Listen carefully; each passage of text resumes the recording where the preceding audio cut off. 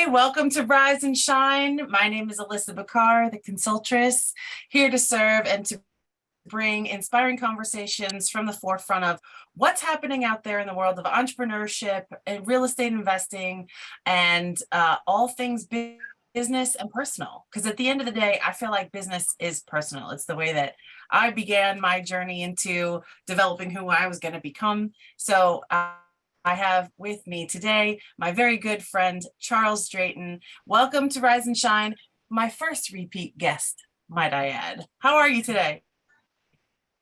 I'm good. And yourself? Ducky, thank you. Just returning back from a trip, and it was a lovely reset, but also exhausting. So I wanted to start this conversation off with, where are you? What's going on? What are you up to, Charles? Because every time I talk, we sometimes dip in, like we did last time, into food, sometimes into business, sometimes into lifestyle. So tell me what's top of mind for you today, and how passion shows up for you in your work and in your life. I'm just going to fully introduce myself first. I'm Chef Charles J Drayton of Exquisite Catering Cuisine, Exquisite Healthy Eats, Chef Charles J Drayton Private Chef Events, and managing partner at Simplay. So what we're up to now is kind of tailoring down the summer catering season. Up until Labor Day, we did a tremendous amount of barbecues, private chef dinners, and a few weddings sprinkled in throughout this summer. And we're getting ready for the fall and holiday parties that may be coming up soon. So we're booking for that now. Wow, beautiful. Now I know, your life story. If you caught our Rise and Shine the first time around, you kind of got to hear how Charles began as a chef, starting with his first ever concoction of deviled eggs. So tell me, sir, how is it going this summer? And, what are people really loving about Exquisite Eats and Chef Charles J Drayton? Yeah. This summer for Exquisite Catering Cuisine, we had an influx of barbecues. I'm not sure if it's due to the radio show, because we had to hold a series of how to smoke meats and how to do a proper barbecue, or it's in fact that our packages are at the right price point and what we prepare for you goes well for the on-site barbecues. So, and a great deal of weddings. Weddings are back. There was a backlog due to COVID the last 2 years, and now we're getting a nice influx of outside weddings going forward. Oh, I love outside weddings. When I was younger, before I was married, I was dreaming of, if I did a wedding, I think I'd like to have a surprise wedding and a barbecue. So if I was in the market right now, although I'm 15 years removed now, I would probably say we'd need to talk. Although I do have a couple friends of mine that is already married legally, but still waiting to do their actual shindig. So remind me to introduce you. Yeah, we did 2 of those this summer. They already got married due to COVID, and now they had their got remarried again, and then had their reception. And weddings aren't the weddings that you and I used to go to and do. Everything is they want to be creative and different. They don't want the simple penne alla vodka and chicken franchise. The last wedding we did a whole seafood boil and corn on the cob and burrata raviolis. So they want to do things differently in the weddings that are coming up. Yeah, I think that's kind of the I don't know, the generation that's getting married right now. I see a lot more barn weddings. Actually, today I've put on an outfit that I wore to my cousin's wedding like a couple of years ago. It was not formal. It was, semi-casual. It was outdoors for half of it. And then they opened up and set up a barn and all, the burlap was part of the theme and things. But I really do feel like when people have celebrations in general, and not just weddings in particular, but people really want it to like reflect who they are. I think that's the time of life that we are kind of emerging into is, let's renegotiate, let's reevaluate what traditions look like. And how does that tradition, what can I keep that truly reflects me or the person who's hosting or the person who's creating the environment, right? And what else can I do or what, unique tack can I take that more represents and more fully embodies who I am? I see that in people's work and their deliverables, but also, when hosting events for us now that we've moved, it's having a smaller gathering, having just one or two families at a time, because then we feel that we can engage and have conversations or tailor the music that we're putting out. So how are you seeing a little bit more of that shift when it comes to, that unique flavor? I know typically it's in their food, flavor. But where else does that show up in your business life at large? So, that's what it kind of makes Exquisite Catering Cuisine so unique in what we do. We're asking couples to tell us their vision of what they want their party to look like. Or asking that individual, what do you want your party to look like? We're not just going straight to here's a package, try to fit into our package. And, you could be a circle, I'm a square, and we're trying to kind of piece all that together. It doesn't work. So we generally ask couples or whoever's having an event, what is your vision? How do you want it to look? And then we kind of match the food around it or position them into the right package that we might have available to them. We'll ask a bride or groom, what are your wedding colors? Because we want to kind of encapsulate that in our food as well, especially if we're doing a wedding cake, event cake, or putting those colors into that cake. We're surrounding with decor that matches what their vision is, even if they're decorating themselves. And the kind of food to kind of go with their personality. They could be a free spirit and don't want, the heavy food, but now we're doing quinoa salads and things on our lighter side. Or they could be, someone who just came from the Caribbean and doing a Caribbean themed wedding, Caribbean vacation. So we'll match that and write a Caribbean menu for them to kind of match, the direction they want to go in. Yeah, I feel like it's all about matching the frequency, matching that connection, having it come to life as to who they are. And isn't that nice, right? I feel like that's what Rise and Shine to me really represented, was watching these conversations come to life and representing who people are and how they show up. For me personally, getting on a webinar and just getting up and speaking to a void, or speaking to a giant group of people that were nameless, faceless, or possibly, had names and faces. But I come alive when there's connection. I get to experience the full expression of me and my energetic self when I'm having a dialogue with someone. So I think that representation comes out everywhere. I've been to a couple of real estate investor events where it's, that typical package feeling thing, right? You show up, there's a speaker that starts to talk, and there's a room full of, 100 or 200 people.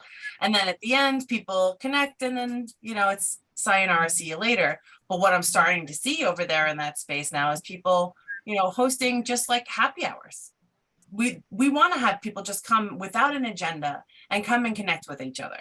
Coast to Coast Turnkey Real Estate does a great job. Once a month, they host a Properties and Pints like happy hour, so people can just show up and have conversations with people who are at some phase of the business they want to be in. And I really appreciate that. Or going to a place where, you're gathering people for a purpose, but it doesn't have a specific agenda. You're letting people show up as they are. So I'm seeing that also in like the business networking space as well. And then conversations like this, I think, are unique, not only for our broadcast conversation, but, when you get people together, being able to facilitate people and introduce folks to one another. That's where I feel like sometimes, business goes astray, because it can feel too prepackaged. It can feel like you're trying to, like you were saying, trying to fit that square shape with the circle shape, and it feels like a mismatch. Outside of the food realm, I know you are, a multiple entrepreneur, and that you have been involved in business many, many times over. Is there something specific that's coming up around people being more authentic that you're seeing in the world at large? We try to, extrude the authenticity out of people. We want to make them feel more comfortable dealing with us. They may have, 2 or 3 or 4 caterers they may be looking at, but we want to take that more personal approach. So we like to ask open-ended questions, and in sales and in any business that you're in, to find out more about a person, you want to ask open-ended questions. Open-ended question is, how was your day today? We know definitive, specific, endpoint, and they will explain how the day is. So that's what we kind of try to tend to do, and then that's what kind of gets people comfortable, gives us the ideas they're looking for. And then we kind of wrap our head and wrap our creativity around their answers to those type of questions. And being creative is kind of what this is all about. If you are talented and you know your stuff, you can be creative. And that's why I think we call ourselves a leader in customized catering, because I think we can fit anyone's needs, whether it's budgetary needs or they want something super fancy and outlandish. We can do that. Yeah. Some of the things that I've done to kind of help me get better is, I've learned the backside of things. I learned how to work Excel spreadsheets and, do my own balancing of inventory. And, to be a successful business person, you need to know all aspects of your business, not just one. You need to be multi-talented in the business world. Mm-hmm. Yeah, absolutely. And when people go forward with their passion and that's their true expression, building that structure and knowing that it isn't just that thing that makes you a business owner, right? It's putting all of the structure and the bells and whistles around it so that it can function and continue to go.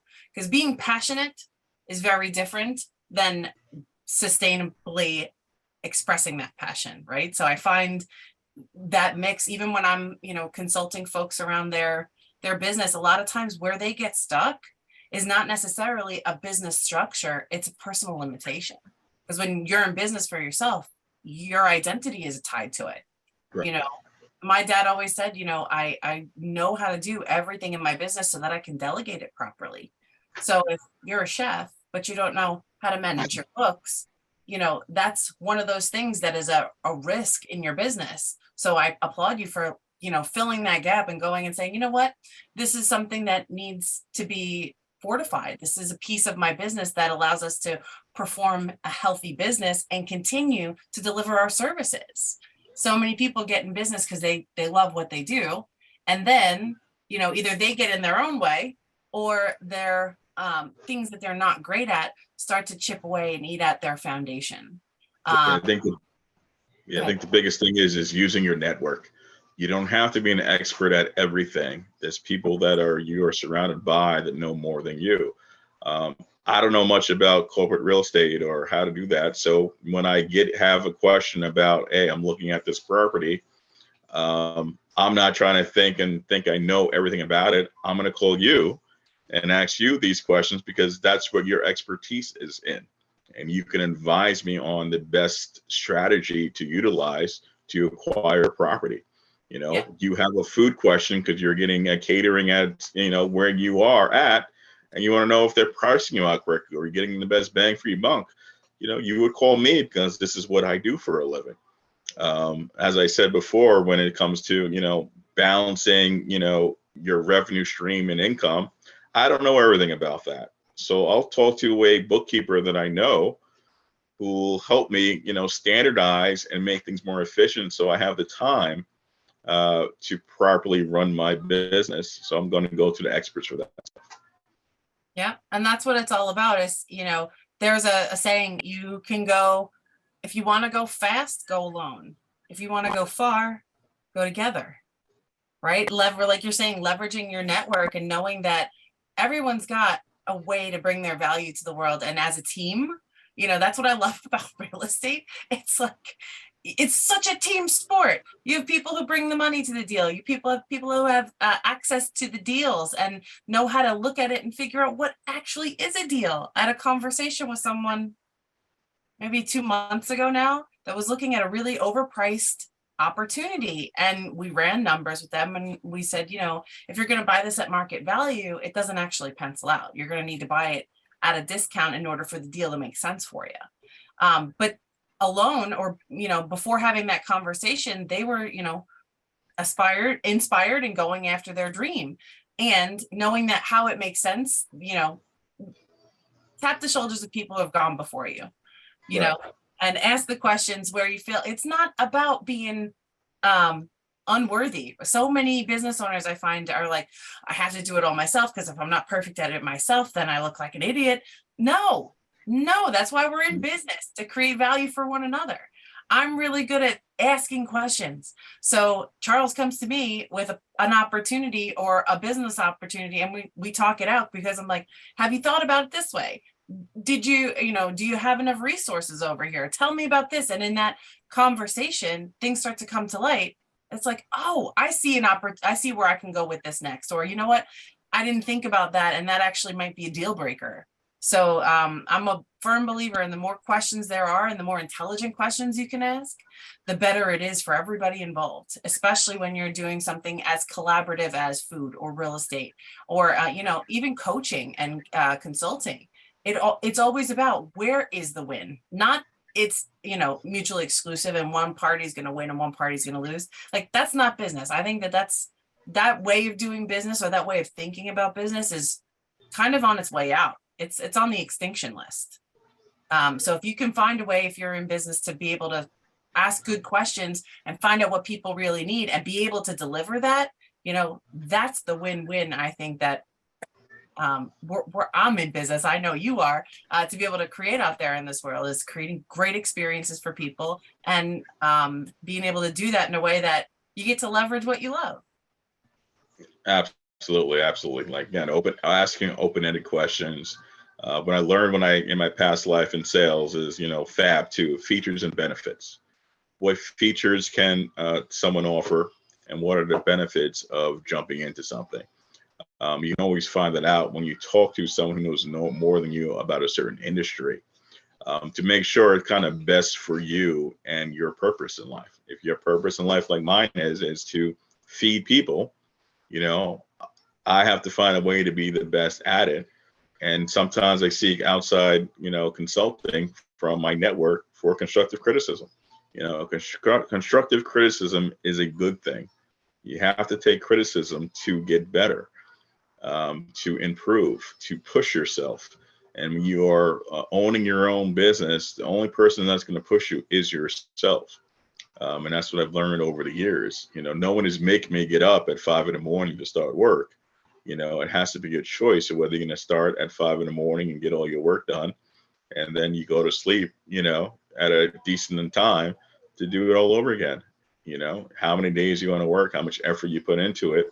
I've learned from other people not to burn myself out, because I'm a workhorse. I'll sit here and work 17 hour days. As you know, you yell at me sometimes about working too much, not having any fun and everything else. But I'm also, I know my weaknesses. I'm also an overthinker. It takes me a long time after I analyze and break everything up to make a decision.